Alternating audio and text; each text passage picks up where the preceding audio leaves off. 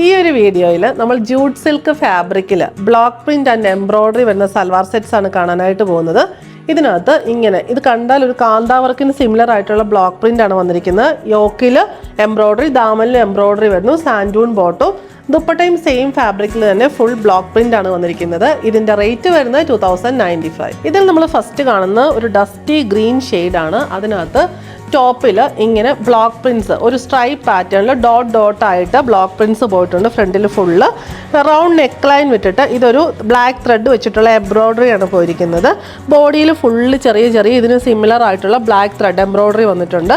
ദാമൻ പോർഷനിലേക്ക് വരുമ്പം ഒരു സ്കാലപ്പ് ബോർഡറും നമ്മുടെ യോക്കിലെ എംബ്രോയിഡറിക്ക് സിമിലർ ആയിട്ടുള്ള എംബ്രോയിഡറിയും വന്നിട്ടുണ്ട്. ബാക്ക് സൈഡിൽ ഈ ഒരു ബ്ലോക്ക് പ്രിന്റ് മാത്രമേ ഉള്ളൂ. സ്ലീവ്സിലും ആ ഒരു ബ്ലോക്ക് പ്രിന്റ് മാത്രമേ വരുന്നുള്ളൂ. ഇത് കണ്ടാൽ നമുക്ക് കാന്താ സ്റ്റിച്ചസ് ആണെന്നേ തോന്നത്തുള്ളൂ ഒറ്റ നോട്ടത്തിൽ.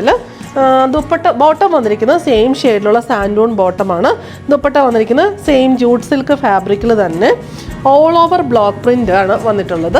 ഇത് ഇങ്ങനെ വന്നിരിക്കുന്നു. ബോഡിയിൽ ഫുൾ ഇതും കണ്ടാൽ ഒരു കാന്താവർക്കിന് സിമിലർ ആയിട്ടുള്ള ബ്ലോക്ക് പ്രിന്റ് നമുക്ക് പറയാനായിട്ട് പറ്റും.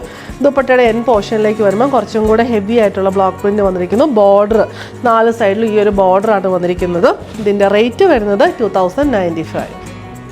ഇതിൽ അതർ ഷെയ്ഡ്സ് നമുക്ക് വരുന്നത് ഇതൊരു ചോക്ലേറ്റ് ബ്രൗണിനകത്തൊരു പിങ്ക് ടിൻ്റ് ഉള്ള ഷെയ്ഡ്, ഇത് ചിക്കു ഷെയ്ഡ്, ഇത് ലൈലാക്കിനകത്തൊരു ലാവൻഡർ മിക്സ് ഉള്ളൊരു ഷെയ്ഡ്. എല്ലാം റെയർ ഷെയ്ഡ്സ് ആണ്. റേറ്റ് വരുന്നത് 2095.